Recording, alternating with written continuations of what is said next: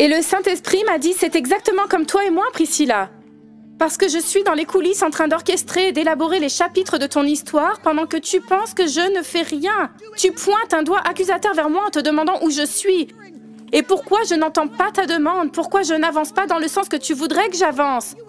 Tu supposes que je suis assis et que je t'ignore passivement alors que pendant ce temps, je suis occupée à faire de ta vie une histoire dont tu ne peux imaginer l'ampleur. Jude et moi étions assis ensemble dans un avion et il était assis au-dessus de l'aile. Nos sièges étaient directement au-dessus de l'aile de l'avion et donc il regardait juste l'aile de l'avion. Nous étions suspendus dans les airs, volant vers notre destination.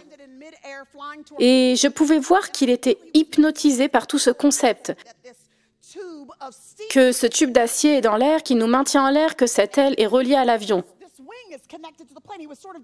Il disséquait toute la situation et alors qu'il regardait l'aile, il s'est retourné vers moi et a dit « Maman, comment font-ils pour mettre cette aile sur cet avion ?»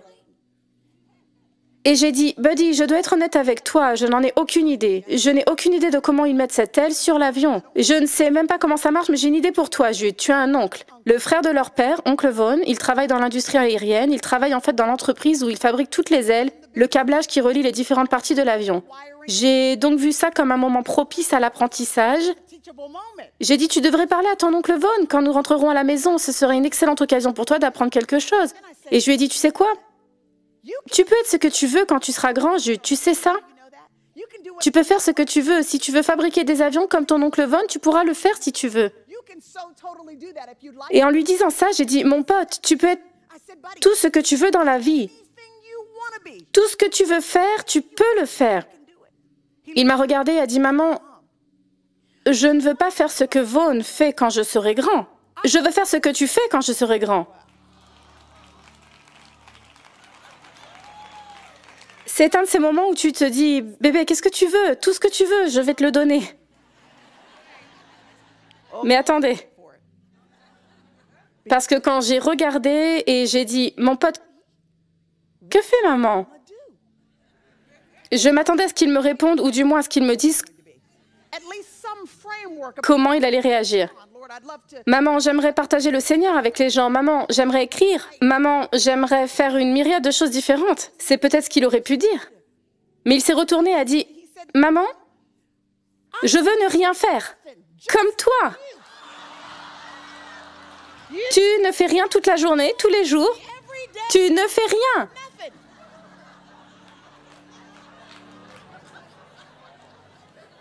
J'ai dit, Buddy, tu vois comment les vêtements que tu portes en ce moment sont propres? Comment crois-tu qu'ils soient devenus propres? Il a dit, bah, c'est juste du lavage, c'est pas grand-chose. J'ai dit, mais tu manges tous les jours, tu manges de la vraie nourriture, comment crois-tu qu'ils sont cuits? Et il a dit, ce sont ce que font les mères, c'est pas grave. J'ai dit, mais de temps en temps, il y a un livre, une étude biblique, il y a un petit film. Tu te souviens qu'on a passé 3 mois à le faire, qu'est-ce que tu crois que je fais? Il me dit, tu es juste assise derrière l'ordinateur toute la journée à faire ça. Tu ne fais rien. J'ai rigolé. Et puis j'ai pensé à ce moment-là, juste après la conversation, à quel point cela ressemblait à ma relation avec le Seigneur. En fait, cela a été confirmé parce que le lendemain, et je ne le partage avec vous que pour illustrer ce point, mais le lendemain, après cette conversation avec Jude, mon éditeur m'a envoyé un email.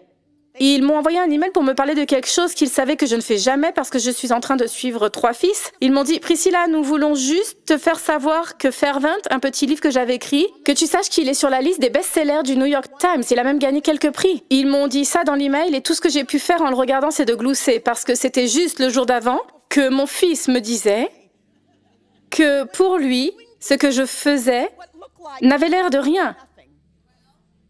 C'est alors que j'ai conçu quelque chose qui, je l'espère, sera une bénédiction pour la vie des gens. Et le Saint-Esprit m'a dit, c'est exactement comme toi et moi, Priscilla. Parce que je suis dans les coulisses en train d'orchestrer et d'élaborer les chapitres de ton histoire pendant que tu penses que je ne fais rien. Tu pointes un doigt accusateur vers moi en te demandant où je suis. Et pourquoi je n'entends pas ta demande? Pourquoi je n'avance pas dans le sens que tu voudrais que j'avance?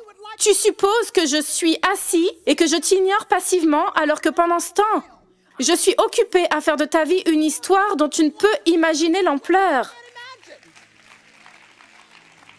Je suis venue encourager quelqu'un aujourd'hui. Qu'il y a un chapitre qui s'écrit en ce moment même avec votre histoire. Je parle de la difficulté actuelle, de l'année difficile de votre mariage, de vos problèmes financiers, de vos difficultés au travail, de vos problèmes avec vos collègues de travail. Je parle de cette collègue de travail, celle qui, si elle vous dit une chose basse, vous allez l'assommer. Celle-là. Il y a un chapitre qui est en train de s'écrire, un manuscrit qu'il est en train de rédiger. Et un jour, quand nous le verrons face à face, nous verrons l'histoire qu'il racontait.